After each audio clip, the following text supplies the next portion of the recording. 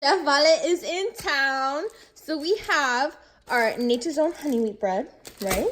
We have some Publix brand crunchy peanut butter and some Publix brand squeezable strawberry spread. So the first thing we're gonna do is we're gonna open our ingredients, okay? 1, 2, 3, very simple. Good job, Vale, almost there, good try. We still have to take off this little safety seal.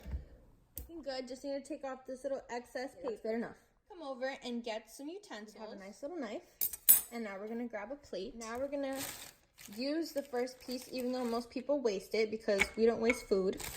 And there we go. So, if you have allergies, you know, you're just gonna use whatever ingredient you want. You don't have to use both. It doesn't have to be peanut butter and jelly.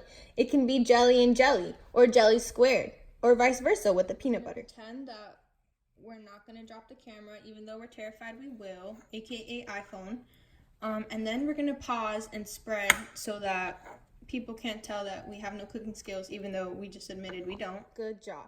Now we're gonna go ahead and use this, because when we have resources, we use them to facilitate things, to make our lives easier. So we're gonna screw that on, and then we're just gonna squeeze. See, ready to go. And now we squeeze.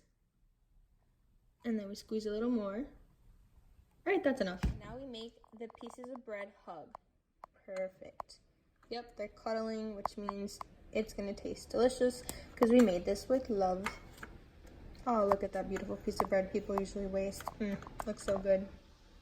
Now, we wish that we had the ring on that we got for $1, which is beautiful. And if you haven't seen it, go watch one of my other videos or look at my Instagram. We're gonna get a little napkin to wipe that off because we don't want bugs, and we enjoy. Now, if I spoke French, I'd say bon appetit, but I don't, so buen provecho.